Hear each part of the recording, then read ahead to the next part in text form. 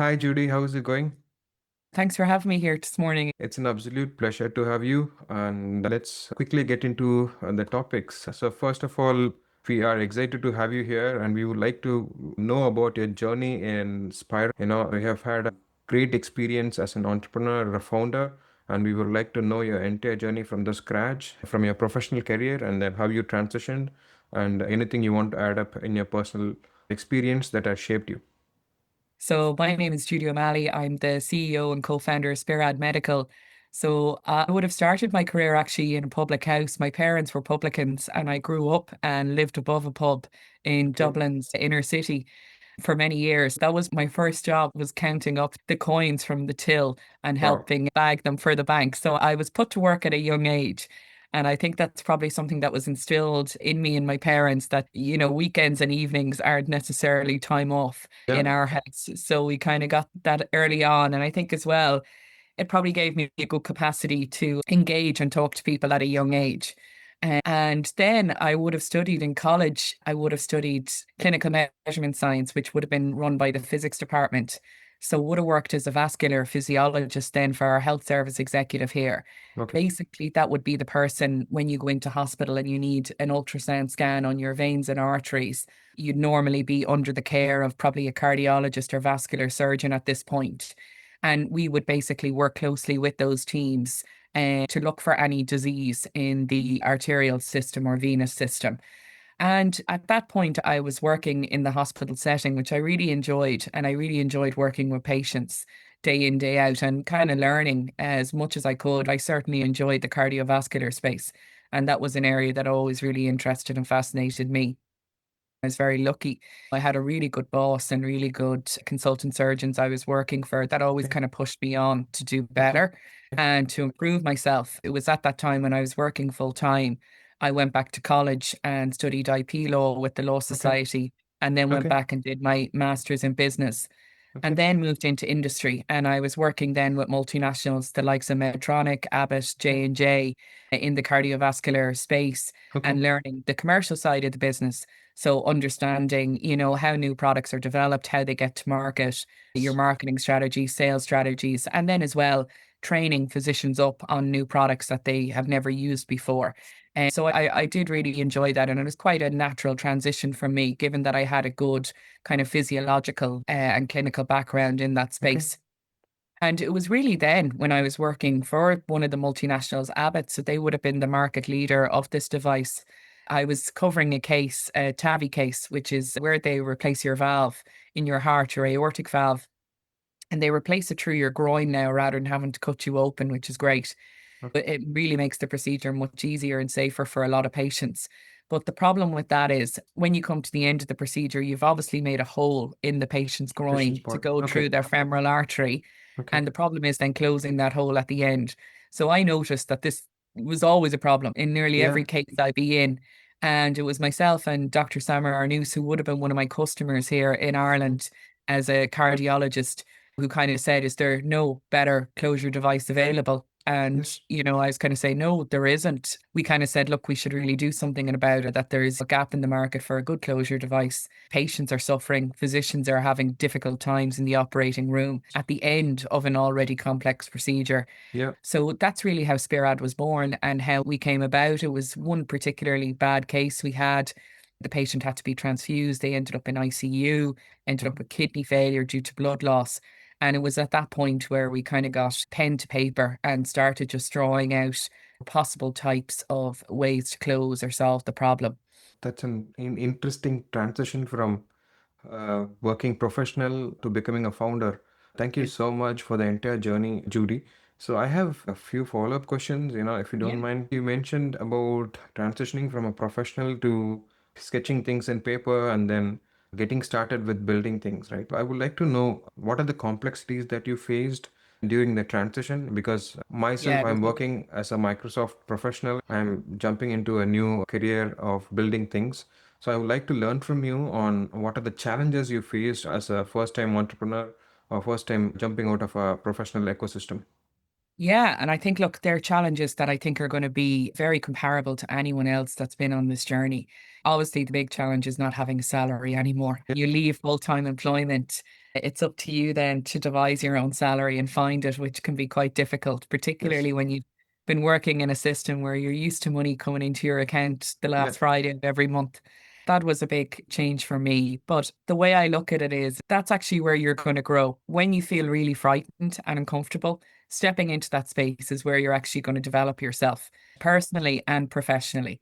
So I think if I don't try this now, I'm going to live with regret. And I don't want to have a life of regret. Yeah. Even if I was to fail, I end up back where I was anyway, in Yeah. the exact same position. Yeah. So, what I would say to people is if you're worried it's not going to work out or it's going to fail or whatever else, yeah, they're all probabilities and they're all really realistic and high probabilities. But what I would say is just go and do it anyway. You're not going to be any worse off.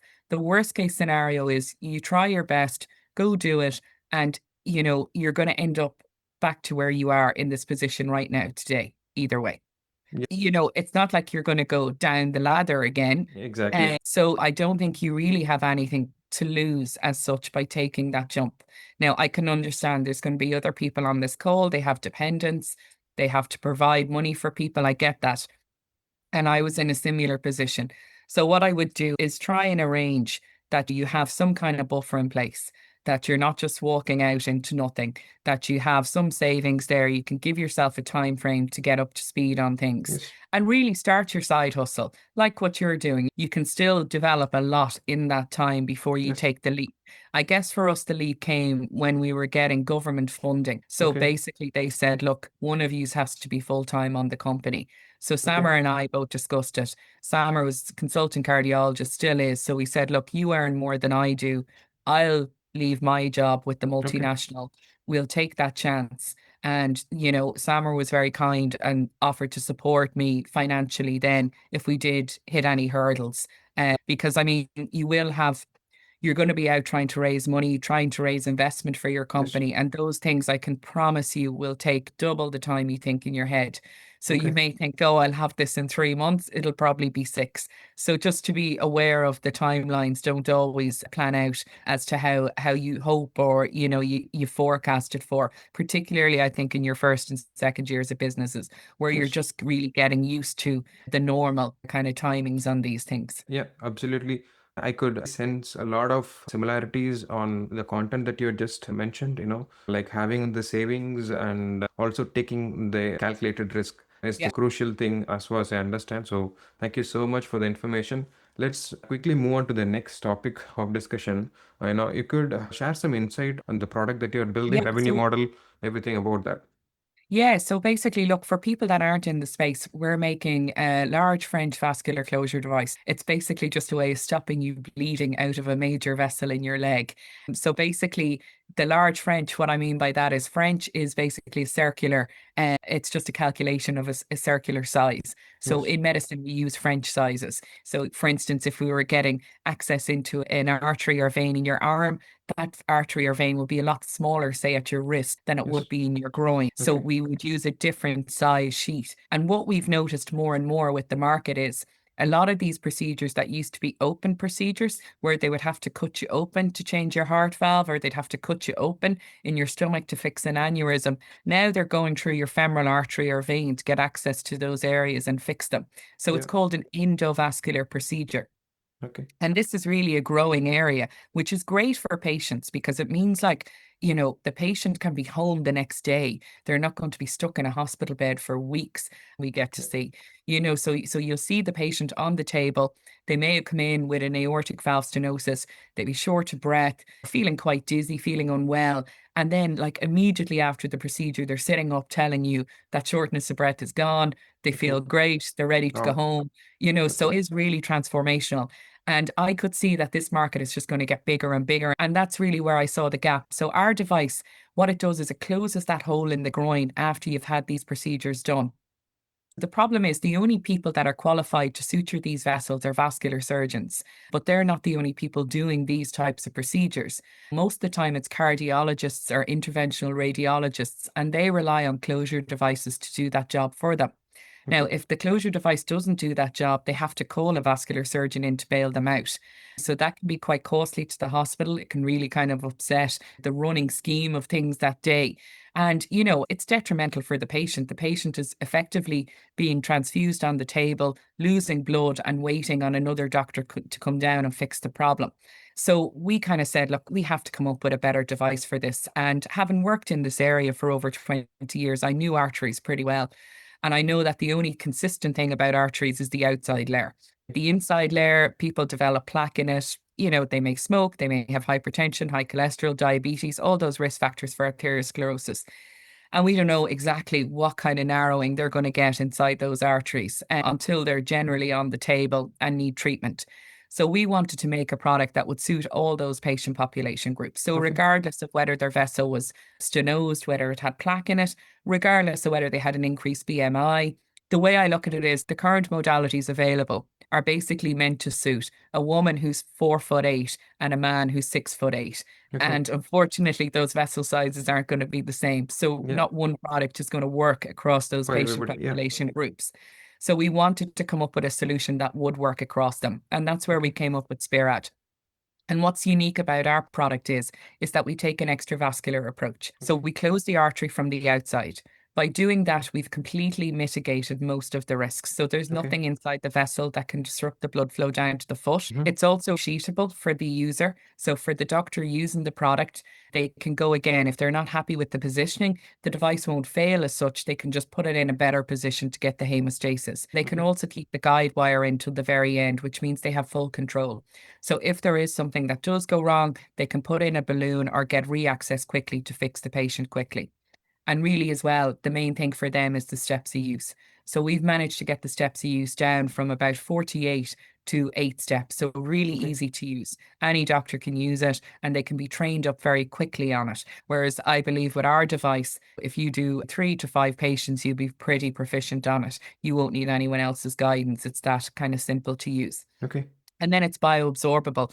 So thinking long term down the future, as more and more of these patients are being treated early and earlier. For instance, someone may get their first heart valve at 55, but the Okay. chances are when they're 75, they'll probably need another one. We Yeah. want to be able to re-access those points. So I've made my product that it's completely bioabsorbable. So it'll just become part of your native vessel within 60 days. If you need to then go for further re-intervention down the line, they can access that site again and use it. And that's something I think that's really important. And really then the nice thing about our product, I guess from the hospital point of view and from a procurement point of view, is Mhm. the cost effectiveness. So Okay. with our product, you'll only need to use one. With the current market leaders, you need to use 2 or 3 products to Okay. get the same desired effect because they were made 30 years ago. So what we can do is we can have one product on shelf that will serve multidisciplinary teams across the hospital.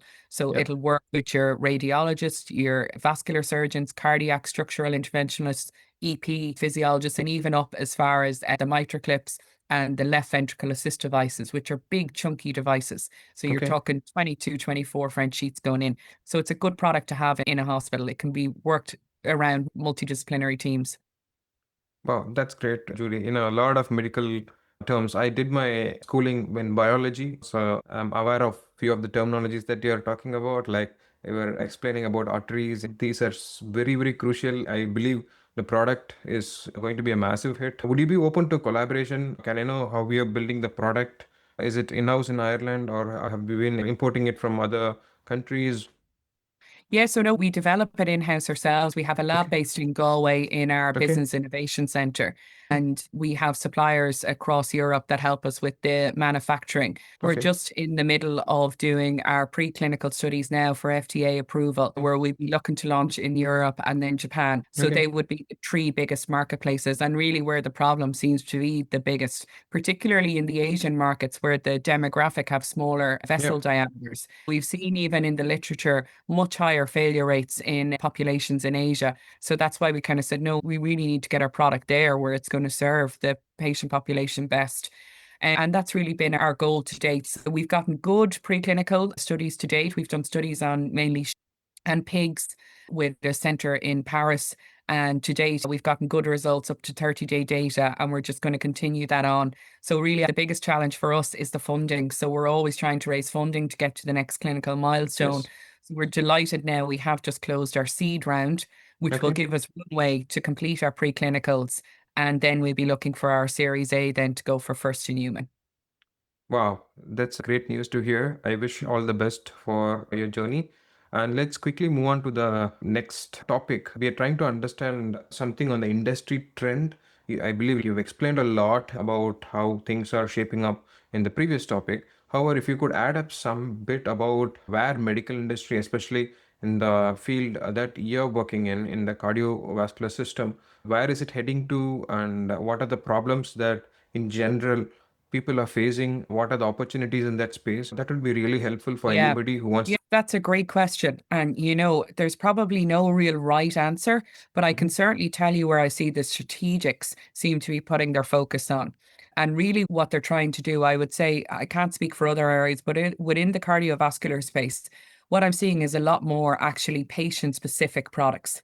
Okay. So, what I mean by that is they're getting valves fitted to your actual annulus rather Yes. than taking an off the shelf size. We can now kind of do a remodel of your heart, even 3D print out your heart and Wow. measure what size Wow. your valve is, and then say, okay, this patient actually needs a 27.5 annulus valve rather than having to take either a 26 or a 28 because that's all that's available. So I can definitely see that there is much more of that, particularly in younger and pediatrics, where we're kind of saying, look, they're going to have to live with this for a long time. Let's get the right sizing and let's keep the sizing right as they grow.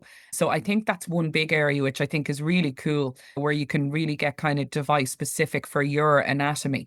And I think that will grow and improve. I'm not sure how the costings will work on it. I would imagine it'd be quite expensive because you can't just run a line of products as such. Yeah. So it'd be interesting to see how that plays out in commercialization. But it's certainly an area of growth, I would think.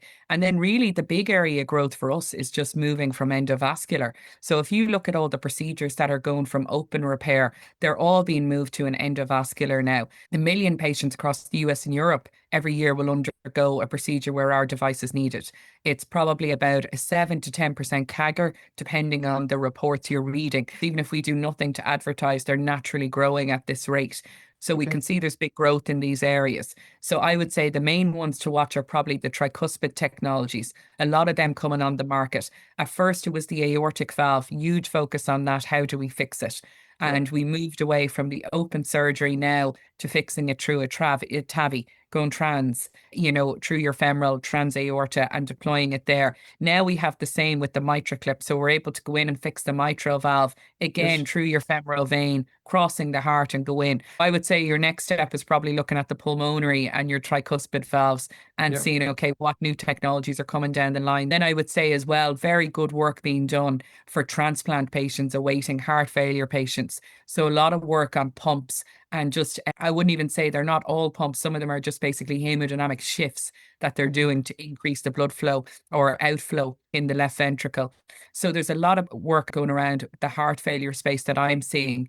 That's quite interesting. And then, I mean, you'll always have the kind of other products that are accessory devices like mine that are just there to try and improve the overall procedure and make it Yeah. safer. So, yeah, I can definitely see. I think the main shift will be more patient specific devices to suit their anatomical variations that they have or any other issues. And then I would say really endovascular. Makes sense. Yeah. So, even in the field that I'm working in, the AI space, everything is going to be hyper personalized. We call it a hyper personalized AI that's going to shape the future. Anything that you see in the internet is going to be so specific on your needs rather than general requests. Every industry is gearing towards that era where it's going to be so personalized and products are going to be so personalized, even from big tech companies to any startups or any medium scale companies. Thank you so much for the information, and Judy. Finally, we are in the last topic that we would like to bring with you and really want to understand your thoughts as a founder and a CEO. How do you manage your day-to-day work? What are the challenges? What do you learn as a founder and the CEO in a day-to-day work? Look, it's a great question. I think, Jesus, any of us could talk about this for hours. It's such a big question. It's a chunky question. But one of the analogies I love using, I got it from a good friend of mine, Elle, who has her own company, LifeLeft. She's developing a cardiac valve. We always say a female CEO basically needs to be like a swan. You're elegant, strong, and graceful on the surface and paddling frantically underneath Wow. to keep everything moving Yeah. forward. And Yeah. that's kind of a bit how you have to be when you're leading a company. Everybody thinks, oh, geez, they really have everything together. They know everything. You're not. You're constantly figuring it out yourself too. You may feel afraid about taking the jump, or you may feel worried about taking the leap, but like so did we. We all did. If you speak to any founder, we all had the exact same fears you Yeah. did, but just do it anyway. Yes. That fear will go. And the more and more you actually overcome these smaller challenges, it actually grows. You become more resilient, you've more grit. So little stuff doesn't bother you anymore Yeah. because you're kind of, it just becomes noise. You go, that's not really a problem. It's a minor, annoyance that'll, annoy me for what, 45 minutes till it gets resolved. So you look at things a bit differently. I think you have a different mindset towards it. But I guess the challenges for being a CEO, look, really, my main job is to keep everyone else funded so they can do the good work they're doing. I have fantastic engineers. We have people in regs, chief medical officers, suppliers, clean rooms, sterilization processes. We have labs that we work with for testing, biocompatibility, for animal, for everything else. It's being that good stakeholder manager where you can keep everyone aligned to the timelines that we need to meet and also make sure that everyone gets paid and adding value for your investors. Like Yes. my priority is that, look, we have taken people have been good enough to give us money that they worked hard for, and we want to give them the best return on that and how we Yeah. can manage the company most effectively to hit those milestones in a timely manner and also give back a good return on any people that have given that trust to us. And that's really what I spend most of my days doing. I don't like to use the term a jack of all trades because it's not true. You'll know what your core strengths are and play to them. You'll know as well your weaknesses. If you're very weak on someone, well, then hire someone that's really good at that and give it Yes. to them. When you hit your 40s, you're not going to go back and do a degree in accountancy and Yeah. qualify as an accountant, or you're not going to go back and do a degree in law and qualify as a solicitor and then specialize in corporate finance or corporate law. So, you hire these people in that have these key skill sets. But I would say understand everything about the company. And you do need to, because even your experts will get it wrong. Do need to keep a close eye on everything and have a good understanding and ask questions. If something doesn't make sense, like get rid of your ego should be long gone by the time you become a CEO. Can you please explain it to me? Because that's where you learn. Then you'll have these experts giving you good advice and Yeah. you'll be able to understand it properly to make the correct decision on it. Wow, yeah, that's a great way to put it together, Judy.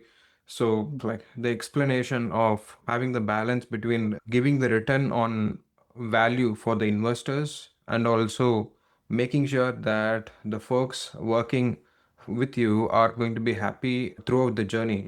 So, that's a Yeah. great balance any CEO or a founder or a business professional or a manager in any company should be aware of.